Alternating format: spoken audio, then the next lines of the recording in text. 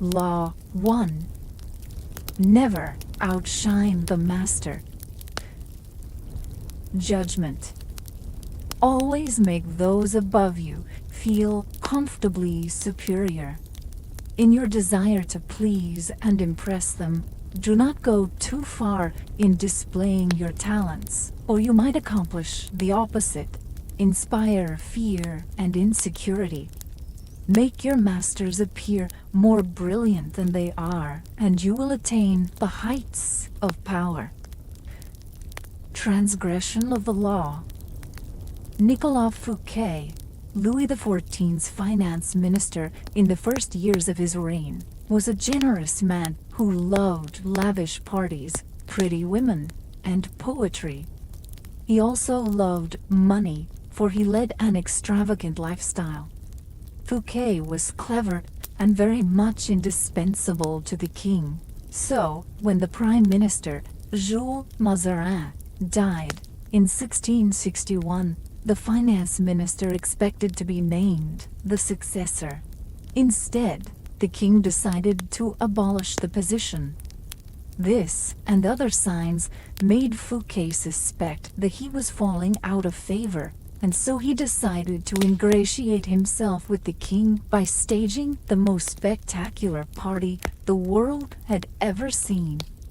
The party's ostensible purpose would be to commemorate the completion of Fouquet's chateau, Vaux-le-Vicomte, but its real function was to pay tribute to the king, the guest of honor.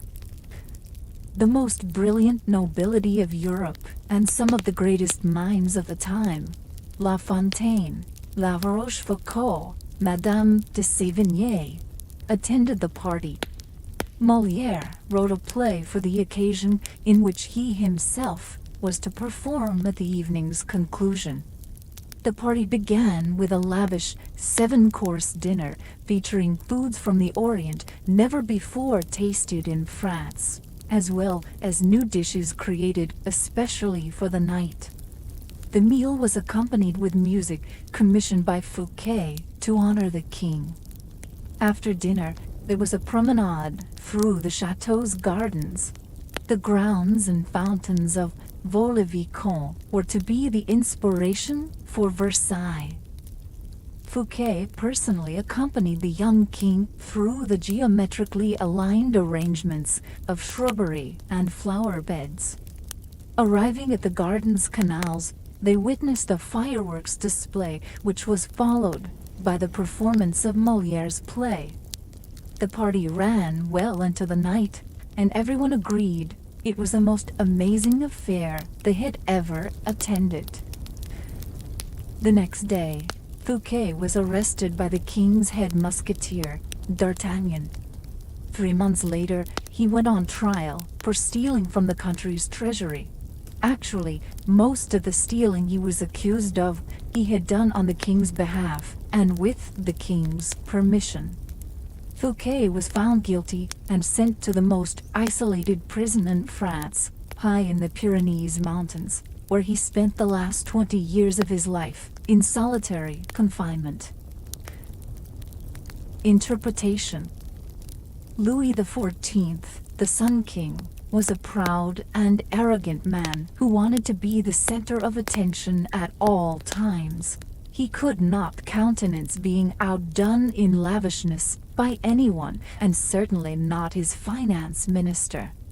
To succeed Fouquet, Louis chose Jean-Baptiste Colbert, a man famous for his parsimony and for giving the dullest parties in Paris. Colbert made sure that any money liberated from the treasury went straight into Louis's hands. With the money, Louis built a palace even more magnificent than Fouquet's, the glorious Palace of Versailles. He used the same architects, decorators, and garden designer. And at Versailles, Louis hosted parties even more extravagant than the one that cost Fouquet his freedom. Let us examine the situation. The evening of the party, as Fouquet presented spectacle on spectacle to Louis, each more magnificent than the one before, he imagined the affair as demonstrating his loyalty and devotion to the king.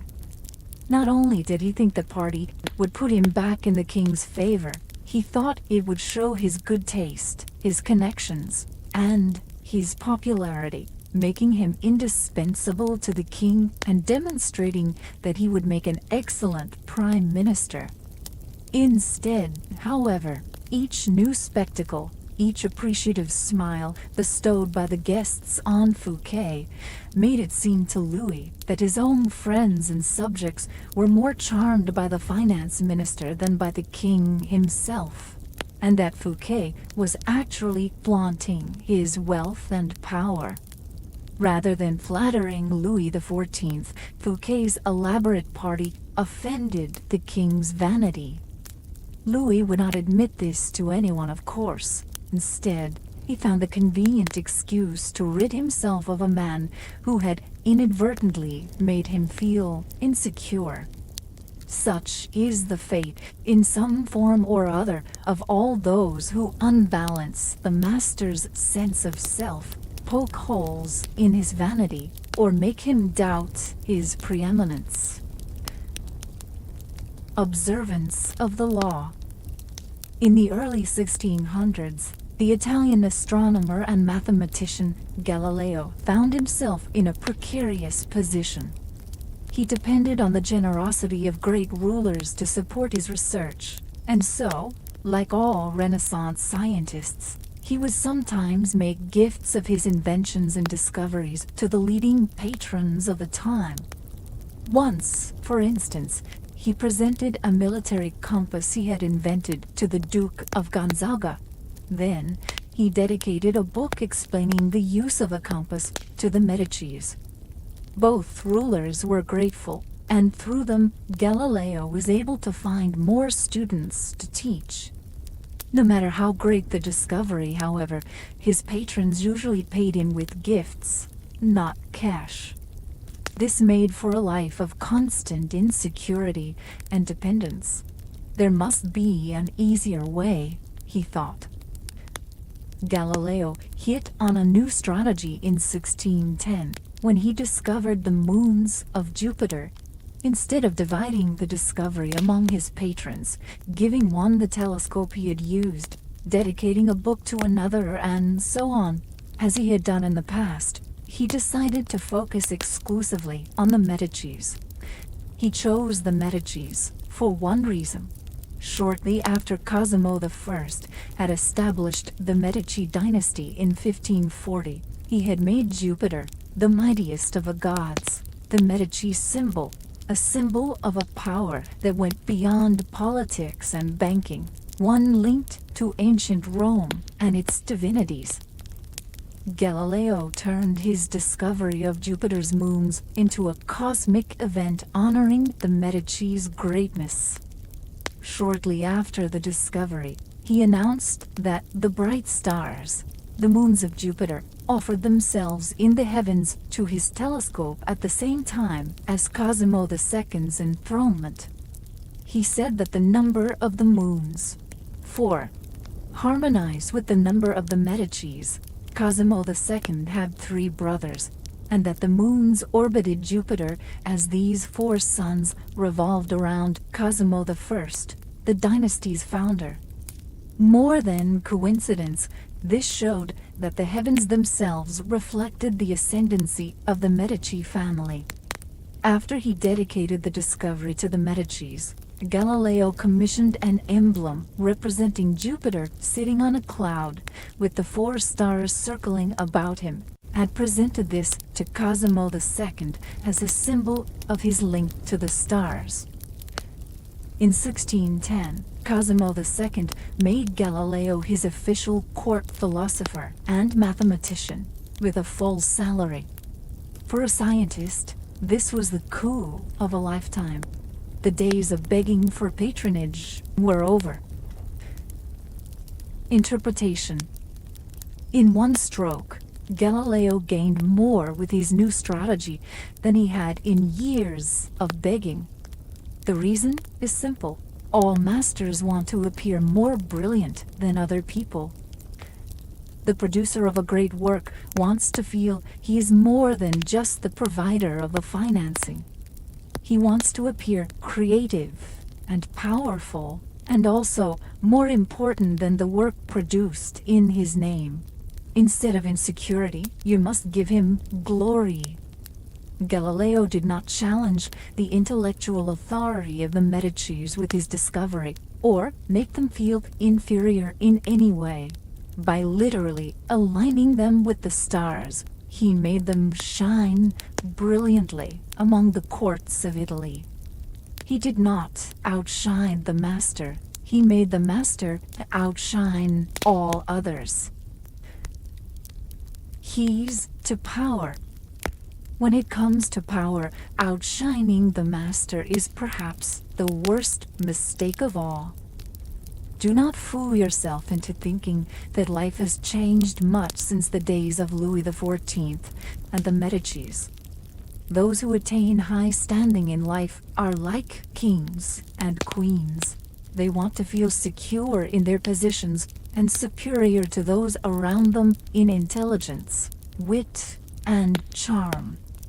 It is a deadly but common misperception to believe that by displaying and vaunting your gifts and talents, you are winning the master's affection. He may feign appreciation, but at his first opportunity, he will replace you with someone less intelligent, less attractive, less threatening, just as Louis XIV replaced the sparkling Fouquet with the bland Colbert. And as with Louis, he will not admit the truth, but will find an excuse to rid himself of your presence.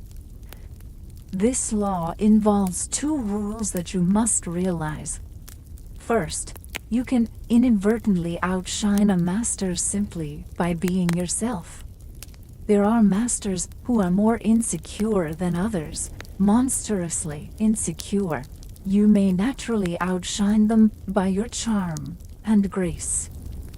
No one had more natural talents than Astore Manfredi, Prince of Faenza. The most handsome of all the young princes of Italy, he captivated his subjects with his generosity and open spirit. In the year 1500, Cesare Borgia laid siege to Faenza. When the city surrendered, the citizens expected the worst from the cruel Borgia, who, however, decided to spare the town. He simply occupied its fortress, executed none of its citizens, and allowed Prince Manfredi, 18 at the time, to remain with his court in complete freedom. A few weeks later, though, soldiers hauled Astore Manfredi away to a Roman prison. A year after that, his body was fished out of the river Tiber, a stone tied around his neck. Borgia justified the horrible deed with some sort of trumped-up charge of treason and conspiracy, but the real problem was that he was notoriously vain and insecure. The young man was outshining him without even trying. Given Manfredi's natural talents, the prince's mere presence made Borgia seem less attractive and charismatic. The lesson is simple. If you cannot help being charming and superior, you must learn to avoid such monsters of vanity. Either that, or find a way to mute your good qualities when in the company of a Cesare Borgia. Second, never imagine that because the master loves you, you can do anything you want. Entire books could be written about favorites who fell out of favor by taking their status for granted, for daring to outshine. Knowing the dangers of outshining your master, you can turn this law to your advantage. First, you must flatter and puff up your master. Overt flattery can be effective, but has its limits. It is too direct and obvious, and looks bad to other courtiers. Discreet flattery is much more powerful. If you are more intelligent than your master, for example, seem the opposite. Make him appear more intelligent than you. Act naive. Make it seem that you need his expertise. Commit harmless mistakes that will not hurt you in the long run, but will give you the chance to ask for his help. Masters adore such requests. A master who cannot bestow on you the gifts of his experience may direct rancor and ill will at you instead. If your ideas are more creative than your master's, ascribe them to him in as public a manner as possible. Make it clear that your advice is merely an echo of his advice. He must appear as the sun around which everyone revolves, radiating power and brilliance, the center of attention. If you are thrust into the position of entertaining him, a display of your limited means may win you his sympathy. Any attempt to impress him with your grace and generosity can prove fatal. Learn from Fouquet or pay the price. In all of these cases, it is not a weakness to disguise your strengths if, in the end, they lead to power. By letting others outshine you, you remain in control instead of being a victim of their insecurity. This will all come in handy the day you decide to rise above your inferior status. If, like Galileo, you can make your master shine even more in the eyes of others, then you are a godsend, and you will be instantly promoted.